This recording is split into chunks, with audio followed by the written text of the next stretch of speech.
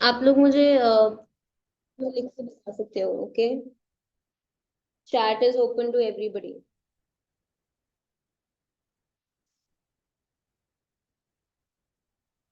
M I Audible?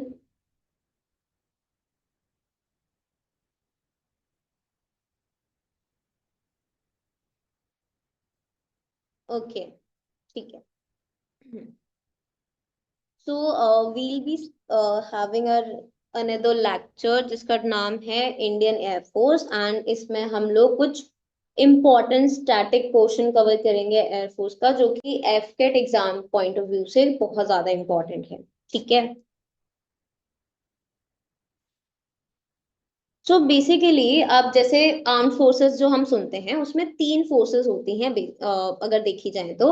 एक होती है the Indian army, then the Indian air force and the Indian navy.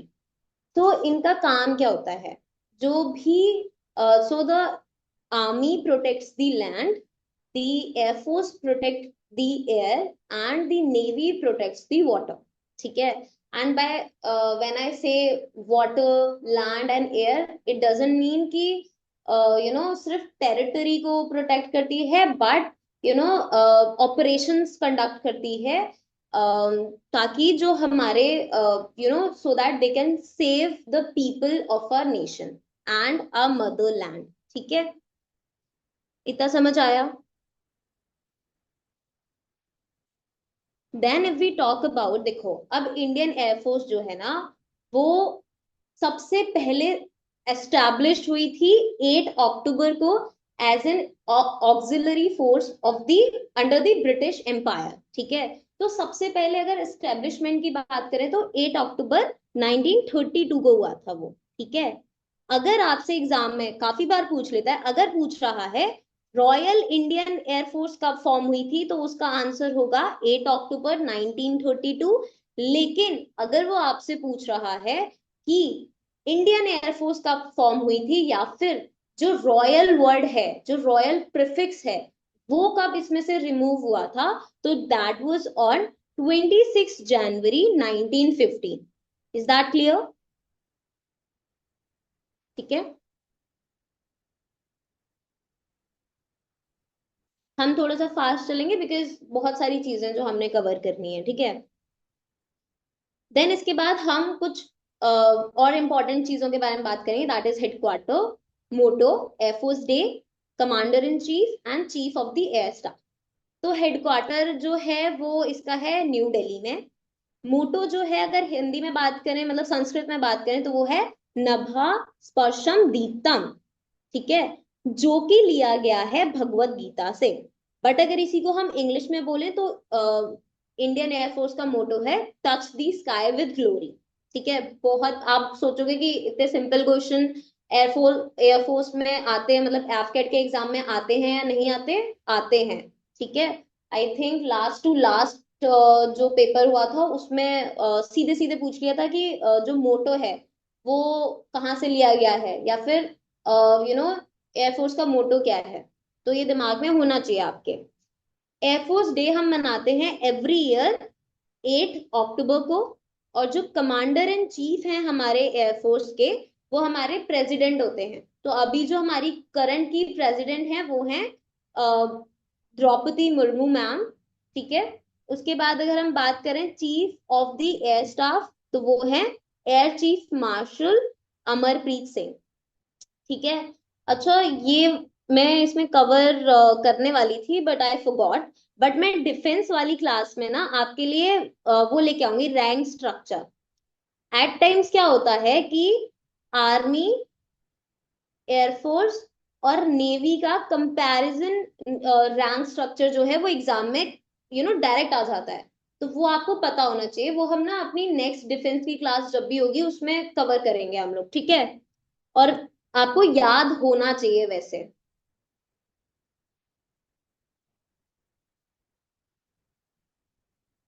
ठीक है। इसके बाद हम कुछ स्कूल्स और कॉलेजेस की बात कर लेते हैं, जो कि आप लोगों को पता होना चाहिए। अभी क्या होता है ना कि जैसे एयरफोर्स में अगर आप जा रहे हो, ठीक है, तो काफी सारी ब्रांचेस होती हैं। एक होती है फ्लाइंग ब्रांच, एक होती है एडमिनिस्ट्रेटिव ब्रांच, एक होती है वेपन सिस्टम की। तो आपको पता होना चाहिए कि कहाँ पर इनके स्कूल या कॉलेजेस हैं, कहाँ पर इनकी ट्रेनिंग होती है, ठीक है, क्योंकि you will be train there only. अगर आपने वेपन सिस्टम ब्रांच सेलेक्ट करी है तो आपकी ट्रेनिंग का होगी बेगमपेट में, जो कि हैदराबाद में है। अगर आप फ्लाइंग के लिए जा रहे हो तो आपकी ट्रेनिंग होगी प्रयागराज में, जो कि है उत्तर प्रदेश में, ठीक है। फ्लाइंग इंस्ट्रक्टर स्कूल है चेन्नई में। एयरफोर्स का एडमिनिस्ट्रेटिव कॉलेज है कोयम्बटूर में। एंड टेक्निकल कॉलेज है बेंगलुरु में। एंड हेलीकॉप्टर ट्रेनिंग स्कूल है हाकिमपेट में, जो कि हैदराबाद में ही है, ठीक है।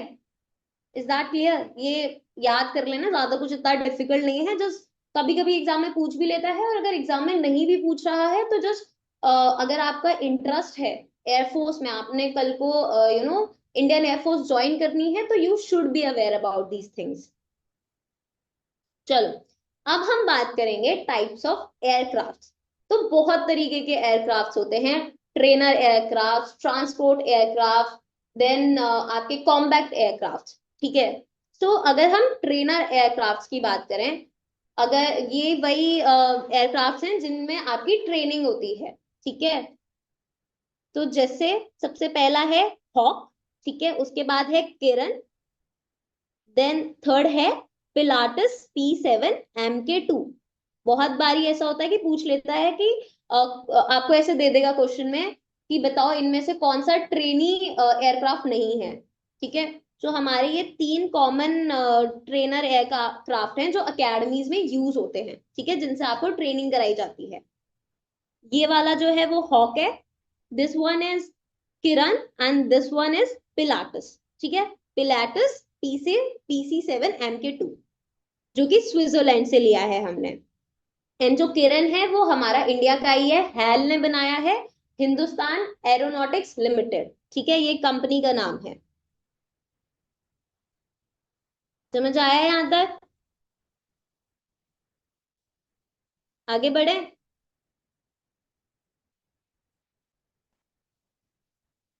ठीक है, अब हम बात करेंगे कॉम्बैक्ट एयरक्राफ्ट की, ठीक है, जिसमें सबसे पहला है सुखुई Su-30 MKI, जो कि हमने रशिया से लिया है।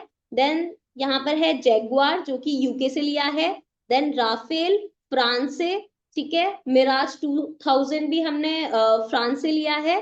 तेजस हमारा इंडिया का ही है, अगेन इसको किसने बनाया है? हेल ने, ठीक है। MiG-29 रशिया से लिया है, एंड MiG-21 ये जो है सोवियत यूनियन से लिया है, ठीक है। ये भी आपको पता होने चाहिए कि कौन कौन से कॉम्बैक्ट एयरक्राफ्ट है और वो कहाँ कहाँ से लिए गए, उनका ओरिजिन क्या है।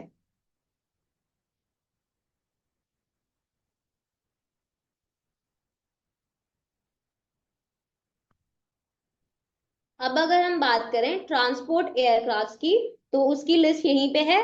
बोइंग 137, जो कि यूएसए से लिया है। जितने भी बोइंग वाले होते हैं ना, I could not understood ma'am, what you couldn't understand?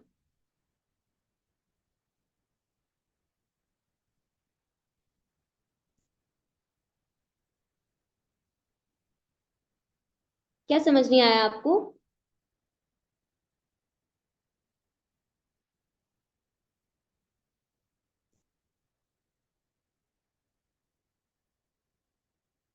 Okay, मैं आप हिंदी में बात करूं, ठीक है। अच्छा चलो, मेरे को पहले ये बताओ कि ये वाला जो एयरक्राफ्ट आपको यहाँ पे दिख रहा है, ये कौन सा है? क्या आप लोग मुझे बता सकते हो देख के, ये कौन सा एयरक्राफ्ट है?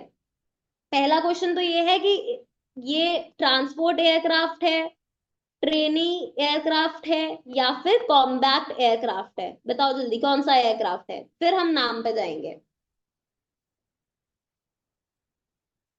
फाइटर, इसका नाम क्या है? Very good, Su-30, very good.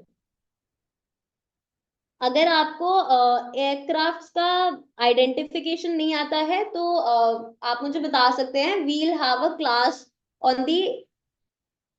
अच्छा, you don't understand Hindi, okay. सुखुई, yes, exactly. So I'll try to use both the languages so that it's comfortable for all the students, ठीक है। Yes, correct, it is Su-30MKI, which has been taken from Russia. Okay. So this is the list of transport aircraft जो हमारे Indian air force के पास है. ठीक है. Boeing 137. सो Boeing के जितने भी एयरक्राफ्ट होते हैं, all the aircraft whose name is starting with Boeing is US based. Okay. ठीक है. मतलब याद करने का बहुत इजी सा तरीका है दैट जहां पे भी बोइंग लिखा आ जाए it is US based. Okay. Then IL-76 जो कि है which is Soviet Union based. Okay. And then Antonov AN-32, we have taken this from Ukraine. Then Dornier Do-228, Germany. C-130J Super Hercules, it has been taken from USA. And then Boeing C-17, again like I said, जहां पे भी Boeing आ जाए it is from USA. Okay. Then CH-47 Chinook, we have taken this from USA itself. Okay. Then we'll talk about helicopters, जो helicopters Indian air force के पास है. ठीक है. तो उसमें है एक hello Dhruv. Like I said, hello किसकी कंपनी है? इंडिया की. हेल की मैं I have just told the full form of hell. तो कौन बताएगा मुझे HAL की definition? Who will tell me the definition of HAL? I have just told.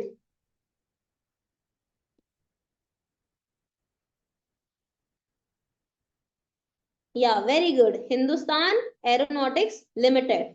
सो ध्रुव को किसने बनाया है? हेल ने. ठीक है. ये यूटिलिटी बेस्ड हेलीकॉप्टर है. Then Mi-24 Russia based attack helicopter. Then Rudra HAL ने बनाया है. It is also attack helicopter. Boeing AH-646 Apache. अब तो आप बता दोगे जिसकी भी आगे बोइंग लिखा हुआ है it is from USA. Okay. Then Mi-17 Russia based utility helicopter. Then HAL प्रचंड. हेल प्रचंड was अटैक हेलीकॉप्टर. ये तो बहुत न्यूज में रहा है. ठीक है. हमने काफी बार इसके बारे में सुन लिया है पिछले 1-2 सालों में. ठीक है. Then we'll talk about the nicknames of aircraft. ठीक है. So these are some important वैसे तो there are so many aircraft who has been जिनके names हैं, but मैंने कुछ important aircrafts के name list down करे हुए हैं. I have list down some important aircrafts nicknames which are important from your exam point of views. ठीक है. फर्स्ट वन इज HF-24 जिसका नाम है Marut. MiG-21 is known as flying coffin. ठीक है. It is very popular and it popularly known as flying coffin. ठीक है. Then Jaguar, Shamsher, MiG-25 Garud, MiG-27 Bahadur, MiG-29 Baz, Mirage 2000 Vajra, and IL-76 known as Gajraj, and Antonov AN-32 Satluj. It is very important from the exam point of view. ठीक है. You can see it in any shift. मतलब किसी ना किसी shift में आपको मिल सकता है इस तरीके का क्वेश्चन कि HF-24 या फिर मारूत किसका निकनेम है. ठीक है. या फिर which aircraft is known as flying coffin. ठीक है. तो याद रखना अपने दिमाग में. Then we'll talk about the types of missiles. So basically there are 2 types of missiles. One is cruise missile and the another one is ballistic missile. So what is the difference between cruise missile and ballistic missile? I have provided full information on both the missiles, but in short, it is not very important from your exam point of view, but you should have that journal knowledge. Okay. If I have to tell you in short, then cruise missile is jet propelled. Okay.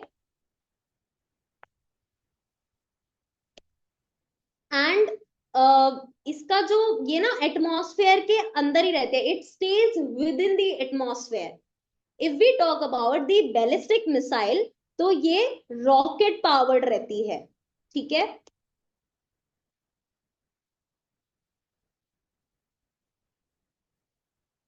Clear है? And it follows a trajectory like this. If you can see it, I'll erase this. If you can see, ballistic missile follows a trajectory. Okay. So these are, these two statements that I have just said are the basic differences between cruise missile and ballistic missile. If you want to know more about this, I have provided the information in the PDF itself, which I'll provide after the class. So cruise missile. Cruise missiles are unmanned vehicles that are propelled by jet engines. Like I said, कि jet propelled होती है, much like an airplane. They can be launched from ground, air, or sea platforms. Cruise missiles remain within the atmosphere for the duration of their flight and can fly as low as few meters off the ground. Flying low to the surface of the earth expends more fuel, मतलब कि नीचे जितना ground के close रहता है ये missile, उतना ज्यादा इसको फ्यूल चाहिए होता है। लेकिन ये इसकी खासियत है कि ये नीचे रहता है बहुत, मतलब कि एटमॉस्फेयर में रहता है, ग्राउंड के बहुत पास रहता है, but still it is very difficult to detect, ठीक है। उसके बाद cruise missiles are self guided, use multiple methods to accurately deliver the payload, ठीक है। देन मतलब आइदर मैनुअली या फिर सेल्फ गाइडेड ही रहता है ये। यू कैन रीड दिस, ठीक है, पूरा, if you want to have more knowledge about cruise missiles. Then examples of cruise missiles, सिर्फ दो क्रूज मिसाइल्स हैं हमारे पास, that is one BrahMos supersonic missile, ठीक है। Then Nirbhay subsonic cruise missile. अब जो ब्रह्मोस सुपरसोनिक मिसाइल है, it is a two stage missile, that is solid and liquid propellant booster engine are being used, ठीक है। अब जो सॉलिड प्रोपेलेंट बूस्टर इंजन है, इट टेक्स उसको मिसाइल को वो सबसोनिक स्पीड पे लेके जाता है, ठीक है। एक desired amount of subsonic speed पे ले जाके वो डिटैच हो जाता है, it get detach. After that liquid propellant booster come into play, ठीक है। अब वो क्या करता है, इट टेक्स उसकी ब्रह्मोस मिसाइल को वो लेके जाता है 3 मैक, यानी एकदम एक्यूरेटली अगर बात करें तो 2.8 मैक तक लेके जाता है। एंड इसीलिए हम इसको, बिकॉज इसकी जो स्पीड है वो सेकेंड स्टेज में जाके 2.8 मैक हो जाती है, इसीलिए हम इसे सुपरसोनिक मिसाइल कहते हैं, ठीक है। मिसाइल्स सबसोनिक होगी, सुपरसोनिक होगी या हाइपरसोनिक होगी, it depends on their speed, ठीक है। कितनी स्पीड है उस मिसाइल की, उसके बेसिस पे हम डिसाइड करते हैं कि मिसाइल क्या है, सबसोनिक है, सुपरसोनिक है या फिर हाइपरसोनिक है, ठीक है। Is that clear? Based on the speed of the missile, we decide whether the missile is subsonic, supersonic or hypersonic. If we talk about the range of BrahMos missile, it is 290 kilometer, altitude 15 kilometer, and it works on the principle of fire and forget, and it can carry warhead of weight 200 से 300 kg तक।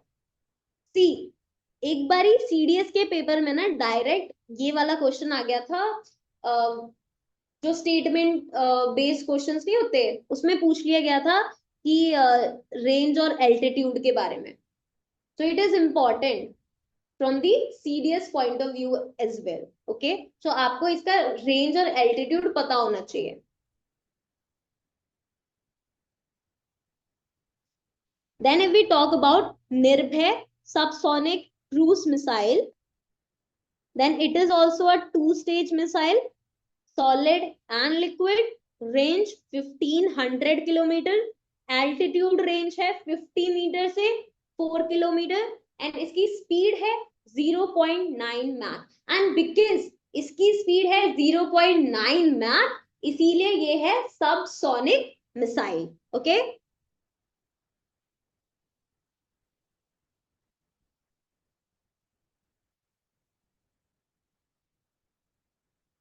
समझ आया?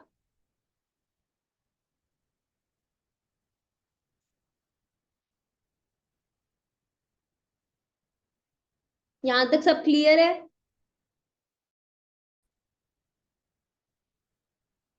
Okay. So moving forward, there's this another type of missile that is known as ballistic missile. So like I said, ballistic missiles are powered initially by a rocket or series of rockets in stages, but then follow an unpowered trajectory. Like I showed you just now, that ballistic missile follows a trajectory in their second phase. ठीक है?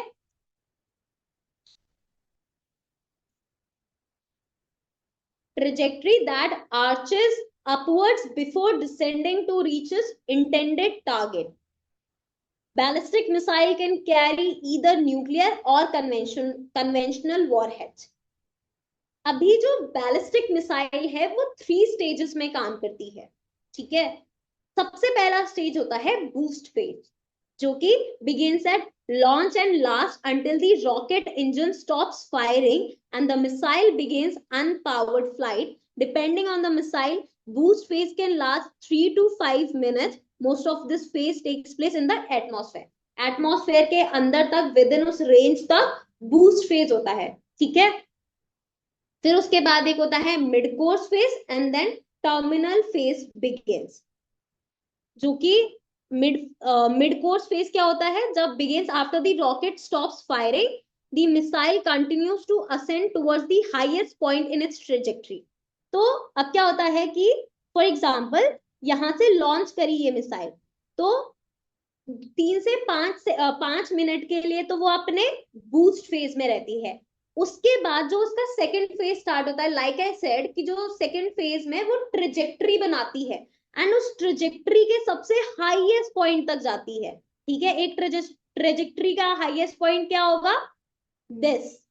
ठीक है, वहां तक जाती है and then begins to descend towards earth, and फिर वो नीचे आना शुरू करती है. ठीक है, this is the longest phase of a missile's flight.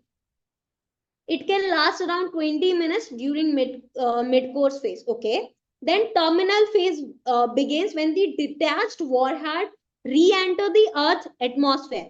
As soon as ये जो मिसाइल है वो एटमॉस्फेयर में दोबारा से जाना शुरू करती है, हमारा जो थर्ड फेज होता है बैलिस्टिक मिसाइल का वो शुरू हो जाता है. एंड एंड्स अपॉन इम्पैक्ट और detonation. During this phase, which can last for less than a minute, strategic warheads can be traveling at speeds greater than 3200 kilometre per hour. Okay, तो ये जो थर्ड फेज होता है इसमें basically वो उसका जो भी टारगेट होता है उस पर जाके हिट करती है, मतलब इम्पैक्ट पे. ठीक है, समझ आया? 3 फेजेस में काम करती है, boost phase, mid course phase and terminal phase. It is not important guys from the exam point of view. If you are eager to learn about it, you can read more about it. But अगर आपको air force में नहीं जाना है, you don't want to join Indian Air Force and you are not so much interested about this, so you can also skip this part. ठीक है, ये जो detailed explanation है वो आप skip कर सकते हैं. ठीक है,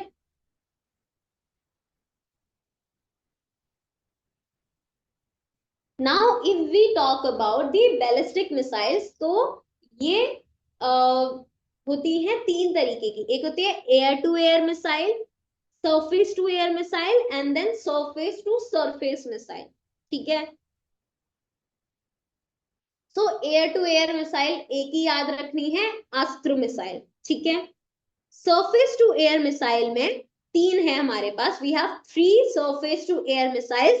that is Trishul, that is short range missile. Then Akash, that is medium range surface to air missile. And इनकी रेंज भी लिखी हुई है. त्रिशूल की रेंज है 9 किलोमीटर, आकाश की है 30 किलोमीटर, एंड बराक 8 की है 100 kilometre. It is a long range surface to air missile. ठीक है. अभी इसको याद करने का सबसे सिंपल तरीका ये है कि if you want to remember surface to air missile, अब देखो त्रिशूल, त्रिशूल को क्या है, अगर आप यहां से हो तो ऐसे त्रिशूल को हवा में ही तो फेंकोगे अगर आपने फेंकना है तो. ठीक है, ऐसे याद रख लो. आकाश, आकाश तो खुद हवा में है. ठीक है, तो आपने कोई मिसाइल फेंकनी है, आकाश ही फेंकने, तो आकाश में फेंक रहे हो सरफेस से, ऐसे याद रख लो, surface to air missile. Then Barak 8. ठीक है, ये इसको तो दिमाग में रख लो बस. बराक से मतलब बी फॉर बादल. ठीक है, बी फॉर क्या हो गया, बादल. तो ऐसे याद रख लो. ठीक है, सरफेस टू एयर मिसाइल में क्या होगी, 3, त्रिशूल, आकाश and Barack 8.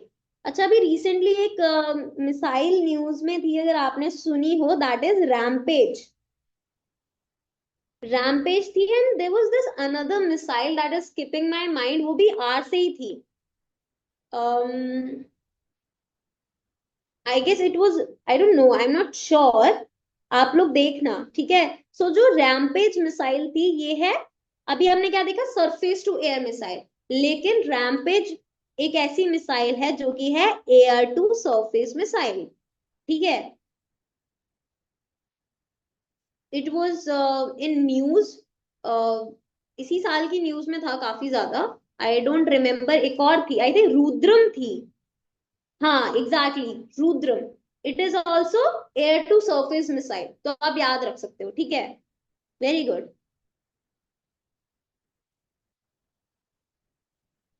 Then if we talk about surface to surface missile, तो अग्नि, पृथ्वी, प्रहार, शौर्य, धनुष एंड प्रलय. ठीक है. अच्छा, अगर मैं एंटी एंटी टैंक मिसाइल की बात करूं, तो आप में से कोई मुझे बता सकता है कि एंटी टैंक मिसाइल्स कौन सी हैं?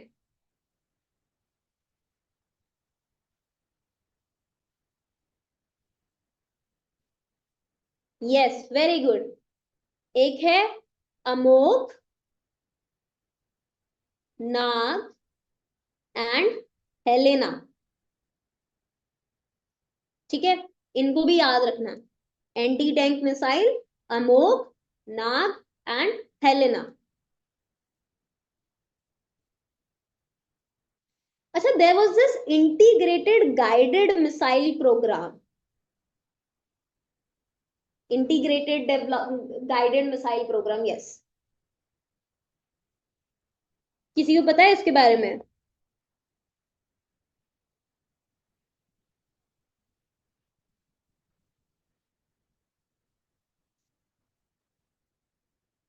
Anybody knows what is integrated guided missile program?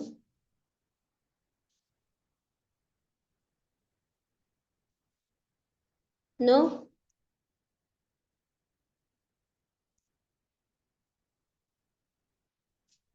Okay, no issues. अच्छा, यहां तक सबको समझ आया? किसी को कोई डाउट तो नहीं है? Yes, very good. Very good, Vijeta. Under this, we have developed 5 missiles. Okay, so integrated guided missile program. ये इसको अप्रूवल मिला था 1983 में. एंड वी डेवलप 5 मिसाइल्स, जिनको याद करने का सबसे अच्छा तरीका है पटना से याद रखो. Patna. It was started by APJ Abdul Kalam. So P for Prithvi, which is a surface to surface missile. A से अग्नि, which is a surface to surface missile again. T for त्रिशूल, जो कि कौन सी मिसाइल है, surface to air missile. Then N से है नाग, That is anti-tank missile, and A for Akash, which is surface to air missile. Very good. Yes, very good.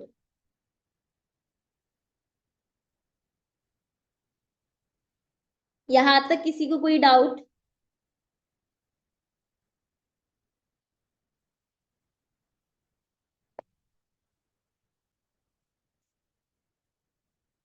No, we will do, I am planning कि हम लोग ना एक और session रखेंगे air force का। अभी नहीं रखेंगे, but most probably will do it in December. ठीक है, जिसमें हम identification of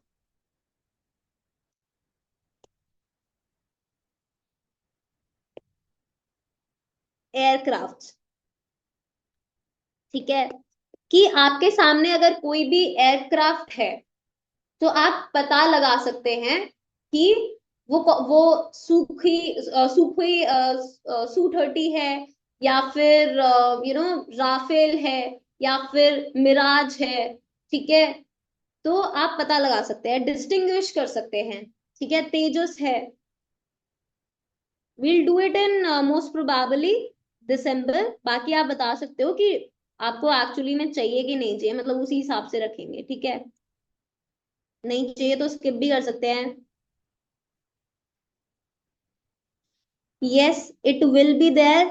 I am planning कि करंट अफेयर्स वाला जो डिफेंस का सेशन रहेगा वो ना हम एग्जाम से पहले रखेंगे। ठीक है, सो दैट हमारे पास सारी कंपाइल्ड होके आ जाए। या फिर अगर आप चाहते हो तो दिसंबर में, अभी मैं डिफेंस की क्लास रखूंगी जहां पर हम स्टैटिक पोर्शन कवर करेंगे डिफेंस का। ठीक है, आर्मी से रिलेटेड, नेवी से रिलेटेड, हम सबमरीन्स के बारे में बात करेंगे। ठीक है, और क्लासेस के बारे में बात करेंगे, सबमरीन क्लासेस जो होती हैं कुछ। उसके अलावा जो सबके मोटोस के बारे में बात करेंगे, इंपॉर्टेंट है एग्जाम पॉइंट ऑफ व्यू से। ठीक है, देन काफी सारी चीजें हैं डिफेंस में भी स्टैटिक पोर्शन में। देन मिलिट्री एक्सरसाइजेस के बारे में बात करेंगे जो जर्नली कॉमन है, हमेशा होती हैं। फॉर एग्जांपल, यूएसए के साथ हम वज्र प्रहार और युद्ध अभ्यास करते ही करते हैं, है ना। तो इस तरीके से हम लोग क्लास रखेंगे। एंड देन एक होगी करंट बेस्ड क्लास।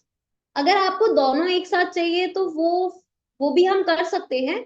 अगर अलग अलग चाहिए तो वो भी आप मुझे बता सकते हो। मतलब आई एम तो प्लानिंग कि स्टैटिक पोर्शन डिफेंस का एक साथ कवर कर ले, एंड करंट पोर्शन एग्जाम से जस्ट पहले कवर करेंगे, सो दैट आपके दिमाग में ताजा ताजा हो और आप एग्जाम में जाके अच्छे से परफॉर्म कर सके, भूले ना। ठीक है, बाकी आप बता सकते हो मुझे।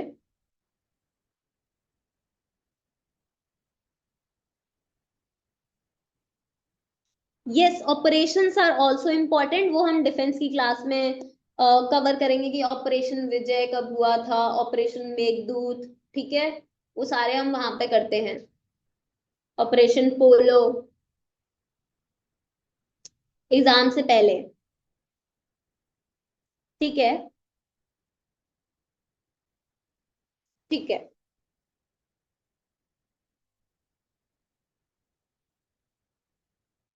चलो, तो आपकी क्लास खत्म हो गई है।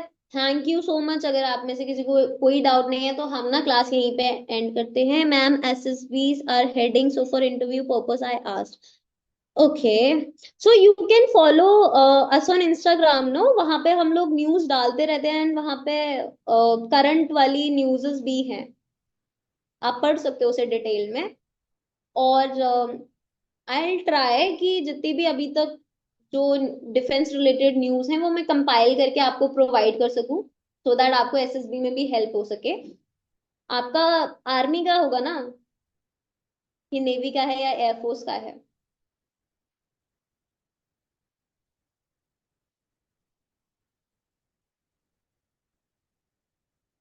Army and air force both. Air force के लिए तो यार पता है, आप जब अपने इंटरव्यू में बैठोगे ना, ये जो चीजें मैंने आपको जितनी भी बताई हैं, इस पीडीएफ को पढ़ के चले जाना। The interviewer will be very impressed. ठीक है, if you know the difference between cruise missiles and ballistic missiles, if you know the specifications like I've mentioned BrahMos में। ठीक है, आर्मी के लिए भी आई एम प्लानिंग, हम कर सकते हैं एक और क्लास आर्मी से रिलेटेड। बेसिकली आर्मी के लिए तो बहुत बेसिक क्वेश्चंस होते हैं। रेजिमेंट आपने कौन सी ज्वाइन करनी है, you should know about that regiment.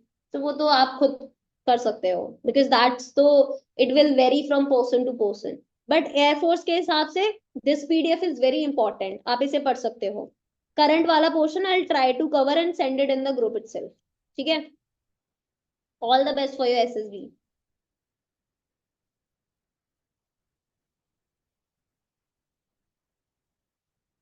चलो, अगर किसी को कोई डाउट नहीं है तो can we end this class. Thank you so much for joining. ठीक है, ऐसे ही अच्छे से मेहनत करो और पढ़ाई करते रहो। चलो, ऑल द बेस्ट।